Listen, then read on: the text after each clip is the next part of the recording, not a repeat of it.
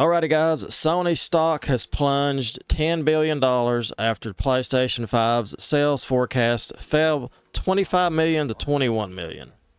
So Sony's not selling as many PlayStation 5s as they thought, and also game margins are at an all-time low. So pretty much went from 9% to 1 year to 6% this year. And that's a lot when you're counting, you're counting billions of dollars. Just to say, take away 3% on billions of dollars, and that adds up to hundreds of millions of dollars. So Sony is making less money on games and selling less PlayStation 5s.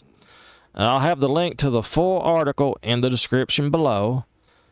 But so far, looks like it's going to be a shaky year for Sony. So what happened is around $10 billion of value was wiped off Sony's stock last week after the Japanese tech giant cut its sales forecast for its flagship PlayStation 5 console for the year. Sony this week has announced it now expects to sell 21 million versus 25 million for the year. And that's why the company's shares fell. And also they're more concerned, they said, with profit margins off of their games. Digital, after PlayStation Plus and all this, the margins are low, lowest they've ever been. So apparently they're spending more money to make games. That's the best way I could think about it, because I was thinking, they said the PlayStation 5, the Spider-Man 2 game cost around $300 million to make. So when you've got a game that costs that much to make, I mean, how many copies do you have to sell to break even? Now, $300 million to make the game, does that count marketing? Does that count when you see commercials on TV? Does that count the reviews where they pay people to give them good reviews? I'm just joking. But you know what I'm saying. So Sony's lost $10 billion in market value just like that. It's going to be a rocky year. I don't know of any first-party PlayStation 5 games coming out this year, and that's part of the problem also. There's really no excitement. You're going to buy a PlayStation 5, what are you going to play? PlayStation 4 games.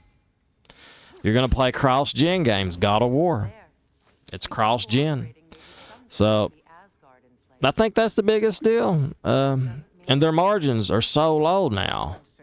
You go from 9% to 6%, and plus it said, he added in January, this guy said, in January to March quarter of 2022, margins at the gaming unit were around 12 to 13%. So think about that. Think about that. You're going from 13% to 9% to 6%. So there you have it. Looks like to me they're spending more money on games that cost more to make them. When you spend $300 million on a Spider-Man 2. Think about that. That's more than most blockbuster movies. $300 million. And I don't know if that's counting advertising. I'm sure it's probably not counting advertising.